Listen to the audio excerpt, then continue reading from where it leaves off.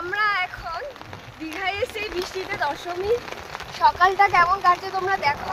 আরে ক্যামেরাম্যান ভালো করে ধরো, ওই দিকটা দেখাও। দেখো কেমন অবস্থা গাইস। আরে ফোনটা ভিজে যাচ্ছে। আমাদের অবস্থা এখন ভীষণ খারাপ। এই বৃষ্টিতে বারবার ছাতা উল্টে যাচ্ছে, তবু আমরা এসছি টাটা বিস্কুট খেয়ে দিই। হ্যাঁ, এখন আমরা সমুদ্রের কাছে যাবো, সমুদ্রের ভিউটা তোমাদেরকে দেখাবো, সঙ্গে যাবো তোমরা। বিশাল ঠান্ডা লাগছে। এবার আমার ক্যামেরাম্যানকে একটু দেখো, কেমন না দেখো দেখো বেকায়দা ঠান্ডা। সমুদ্রের ভিউজ এখন কিরকম লাগছে। আমরা ভেবেছিলাম ভাটা, কিন্তু না, এখন মানে অলরেডি জোয়ার শুরু হচ্ছে। ওরে বাবা গো কি ঠান্ডা।